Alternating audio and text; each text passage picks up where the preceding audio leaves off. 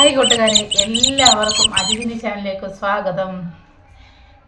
ഇപ്പോൾ ഇന്ത്യയും പാകിസ്ഥാനും തമ്മിൽ യുദ്ധം ആരംഭിച്ചിരിക്കുകയാണ്. യുദ്ധമെന്ന് പറയാൻ പാടില്ല, കാരണം എന്ന് പറഞ്ഞാൽ പാകിസ്ഥാൻകാരാണ് നമ്മുടെ പാവപ്പെട്ട ജനങ്ങളെ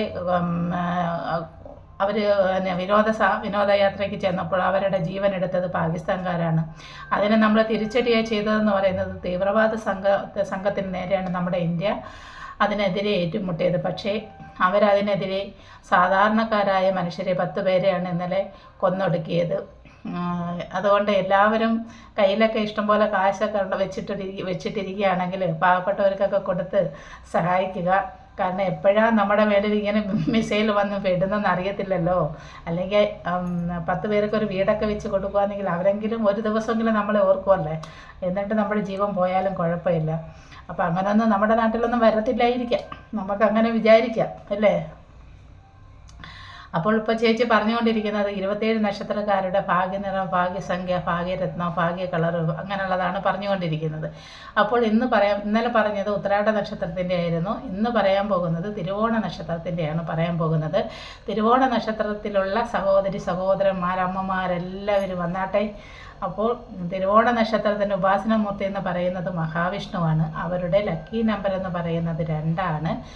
അവരുടെ ഭാഗ്യ ദിവസം എന്ന് പറയുന്നത് തിങ്കളാഴ്ചയാണ്. ഭാഗ്യ കളർ എന്ന് പറയുന്നത് വെളുപ്പ്, കറുപ്പാണ്. അവർ ധരിക്കേണ്ടുന്ന രത്നം എന്ന് പറയുന്നത് മുത്താണ്. ഒന്നും കൂടെ പറയാം ചേച്ചി. തിരുവോണ നക്ഷത്രക്കാരുടെ ഉപാസനമൂർത്തിയാണ് മഹാവിഷ്ണു. അവരുടെ ഭാഗ്യസംഖ്യ എന്ന് പറയുന്നത് 2 ആണ്. ഭാഗ്യ ദിവസം എന്ന് പറയുന്നത് തിങ്കളാഴ്ചയാണ്. ഭാഗ്യ കളർ എന്ന് പറയുന്നത് വെളുപ്പ്, കറുപ്പാണ്. ഭാഗ്യരത്നം എന്ന് പറയുന്നത് മുത്താണ്. അപ്പോൾ നിങ്ങളിനി മഹാവിഷ്ണുവിനെയും കൂടെ ആരാധിച്ച് പോരണം. ഇതുവരെ നിങ്ങൾക്കത് അറിയത്തില്ല, പക്ഷേ ഓരോ നക്ഷത്രക്കാർക്കും ഇഷ്ടപ്പെട്ട ദൈവങ്ങൾ വേറെയുണ്ട്. അവരെ നിങ്ങൾ പൂജിക്കണം. അതുപോലെ തന്നെ നമ്മുടെ ഉപാസനമൂർത്തികളെയും നമ്മൾ ആരാധിക്കണം. പിന്നെ നിങ്ങൾ എവിടെയെങ്കിലുമൊക്കെ വണ്ടി എടുക്കുകയാണെങ്കിൽ, ലോട്ടറിക്ക് എടുക്കുകയാണെങ്കിൽ നിങ്ങളുടെ ലക്കി നമ്പറായ 2 വരുന്ന രീതിയിൽ നിങ്ങൾ എടുക്കാൻ ശ്രമിക്കുക. ഞാൻ പറയട്ടെ, ഒരു 1000 പേര് ഇപ്പോൾ നമ്മളിപ്പോൾ ഓരോരുത്തർ പറയുന്നത് കേൾക്കാമല്ലോ, ജ്യോതിഷത്തിലൊക്കെ ലോട്ടറി അടിക്കുമെന്ന്. പക്ഷേ അത് അടിക്കുമെന്നുള്ളത് ശരിയാണ്, ചെറിയ തുകയെങ്കിലും അടിക്കും കേട്ടോ. പിന്നെ ഈ പറയുന്നത് ചേച്ചി ഇന്നലെ പറഞ്ഞതുപോലെ മുൻജന്മ പാപം എന്ന് പറയുന്ന ഒരു സുഹൃതം നമുക്കെല്ലാവർക്കും കിട്ടിയിട്ടുണ്ട്. അപ്പോൾ ഇപ്പം എൻ്റെ ഒരു മുൻജന്മ പാപം എന്ന് പറയുന്നത് ഞാൻ ചെയ്ത പ്രവൃത്തിയുടെ ഫലം കിട്ടുന്നത് എൻ്റെ 3ാമത്തെ തലമുറയ്ക്കാണ്. അതായത് നമ്മുടെ മക്കൾക്കല്ല കിട്ടുന്നത്, മക്കളുടെ മക്കൾക്കാണ് കിട്ടുന്നത്. അപ്പോൾ എൻ്റെ എൻ്റെ മക്കളുടെ മക്കൾക്ക് കിട്ടുവാണെങ്കിൽ അത് നല്ലതായിട്ട് അവർക്ക് കിട്ടും. കാരണം ഞാൻ ആർക്കും ഒരു ദോഷവും ചെയ്തിട്ടില്ല. അങ്ങനെയാണ് ഈ മുൻജന്മ പാപം 3ാം തലമുറയ്ക്കാണ് അത് ഇങ്ങനെ ഓരോരുത്തർ ചെയ്യുന്ന പാപങ്ങൾ കിട്ടാൻ, അല്ല മക്കൾക്ക് കിട്ടത്തില്ല. അപ്പോൾ തിരുവോണ നക്ഷത്രക്കാർ ഇതുപോലെ തന്നെ മഹാവിഷ്ണുവിനെ ഉപവസിക്കണം. അതുപോലെ തന്നെ ലക്കി നമ്പറായ 1 വരത്തക്ക രീതിയിൽ നിങ്ങൾ വണ്ടിയൊക്കെ എടുക്കുകയാണെങ്കിൽ 1 അല്ല 2 വരുന്ന രീതിയിൽ നിങ്ങൾ വണ്ടിയല്ല അവസാനം വരുന്ന പോലെ അല്ലെങ്കിൽ ആദ്യം വരുന്നത് പോലെ നിങ്ങൾ ലക്കി നമ്പർ എടുക്കാൻ ശ്രമിക്കുക. എക്സാമിനൊക്കെ പോവുകയാണെങ്കിൽ നിങ്ങൾക്ക് വെളുപ്പും കറുപ്പും കലർന്ന ഷർട്ടോ ചുരിദാറൊക്കെ ഇടാൻ ശ്രമിക്കുക. അതുപോലെ ഭാഗ്യരത്നമായ മുത്ത് ധരിക്കാൻ ശ്രമിക്കുക. പിന്നെ ഒരു കാര്യം പറയട്ടെ, അവിട്ടം തിരുവോണ നക്ഷത്രത്തിന് പിന്നെ കുറച്ച് പേർക്കൊക്കെ ഇപ്പം നല്ല സമയമാണ്. പിന്നെ എല്ലാം നാളെ വന്നിട്ട് പറയില്ലേ ചേച്ചി പറഞ്ഞതൊന്നും ശരിയല്ല, ഞങ്ങൾക്ക് ദുഃഖമാണ്. പക്ഷേ ഒരു കാര്യം ഞാൻ പറയട്ടെ, ഈ 27 നക്ഷത്രത്തിലും എൻ്റെത് ചതയാണ്. പക്ഷേ എന്നെ പോലുള്ള ചതയുള്ള ആൾക്കാർ ഇപ്പോൾ പിണറായി വിജയൻ ചതയമല്ലേ, അങ്ങേര് ഇപ്പോൾ മുഖ്യമന്ത്രിയാണ് അല്ലേ. ഇപ്പം ഞാനാണെങ്കിൽ ഒരു വീട് പോലും ഇല്ലാതെ വാടകയ്ക്ക് കിടക്കുന്നു. അതാണ് വ്യത്യാസം.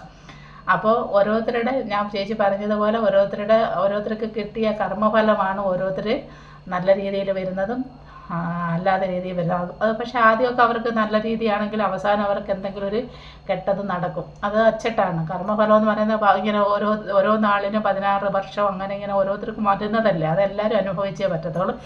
അപ്പോൾ പിന്നെ തിരുവോണ നക്ഷത്രത്തിന് ഇപ്പോൾ പൊതുവെ കുറച്ച് നല്ല സമയമാണ്. അതുകൊണ്ട് എല്ലാവർക്കും നല്ലത് വരട്ടെ എന്ന് ചേച്ചി പ്രാർത്ഥിക്കുന്നു. എല്ലാവരും ചേച്ചി പറഞ്ഞതുപോലൊക്കെ ചെയ്യുന്ന നമ്മുടെ മനസ്സിന് തൃപ്തിക്ക് വേണ്ടിയിട്ട് കേട്ടോ. ഞാനാണെങ്കിൽ ചില ദിവസം എനിക്ക് ഒരുപാട് വിഷമങ്ങൾ, ദുഃഖങ്ങൾ, അസുഖങ്ങൾ ഇങ്ങനെ മാറി മാറി വന്നുകൊണ്ടിരിക്കുമ്പോൾ ഞാൻ പറയും ഇനി ഞാൻ വിളക്ക് കത്തിക്കുന്നില്ല. വിളക്കിന് മുമ്പ് ചെന്ന് ദൈവത്തിനോട് ഞാൻ വഴക്കൂടാറുണ്ട്. പിന്നെയും മനസ്സ് കേൾക്കത്തില്ല, വീണ്ടും ചെന്ന് വിളക്ക് കത്തിക്കുക. അങ്ങനെയൊക്കെയാണ് എൻ്റെ സ്വഭാവം. ഞാൻ എപ്പോഴും വഴക്കൂടുന്നത് ദൈവത്തിൻ്റെ പൂജാ റൂമിൽ ചെന്ന് ദൈവത്തിനോടാണ് വഴക്കൂടുന്നത്. കാരണം അത്രയ്ക്ക് ദുഃഖങ്ങളും അത്രയ്ക്ക് അസുഖങ്ങളും, വീടില്ല, അങ്ങനെ വാടകയ്ക്ക് ഓരോ വീടും വാടകയ്ക്ക് ചെല്ലുമ്പോൾ അവിടുത്തെ ഹൗസ് ഓണറുടെ വഴക്ക്, അങ്ങനെ ഓരോന്നും നമ്മൾ അനുഭവിക്കുമ്പോൾ നമ്മുടെ മനസ്സിന് ദൈവത്തിനോടുള്ള ഒരു അറ്റാച്ച്മെൻറ്റ് കുറയും. അപ്പോൾ വീണ്ടും നമ്മൾ കുറച്ച് ദിവസം ഞാൻ ഇതുപോലെ വിളക്ക് കത്തിക്കാൻ പറഞ്ഞിരിക്കും, പിന്നെ എൻ്റെ മനസ്സ് കേൾക്കാതെ വീണ്ടും പോയി കത്തിക്കും. അപ്പോൾ ഞാൻ വഴക്കൂടുന്നത് എൻ്റെ പൂജാ റൂമിൽ ചെന്ന ദൈവങ്ങളോടാണ്. അപ്പോൾ അതുപോലെ ആയിരിക്കും നിങ്ങളൊക്കെ, അല്ലയോ? അപ്പോൾ എല്ലാവർക്കും നല്ലൊരു ദിനം വരട്ടെന്നും നല്ലൊരു വർഷം വരട്ടെ, ഈ അവസാന ഘട്ടത്തിലെങ്കിലും നല്ലൊരു വർഷം വരട്ടെ എന്ന് പ്രാർത്ഥിച്ചുകൊണ്ട് ചേച്ചി വീഡിയോ നിർത്തുകയാണ്. എല്ലാവരും വീഡിയോ കാണണം, കൂട്ടുകാർക്ക് ഷെയർ ചെയ്യണം. ഇഷ്ടപ്പെട്ടെങ്കിലും ചേച്ചി പറഞ്ഞതനുസരിച്ച് നിങ്ങൾ ചെയ്തിട്ട് നല്ലത് എന്തെങ്കിലും നടക്കുകയാണെങ്കിൽ മെസ്സേജ് വിടുക, അതല്ല കെട്ടത് നടക്കുകയാണെങ്കിൽ ചീത്ത പറയുക. എന്ത് വേണമെങ്കിലും നിങ്ങൾ പറഞ്ഞോളൂ, ചേച്ചിക്ക് ഒരു വിഷമവും ഇല്ല.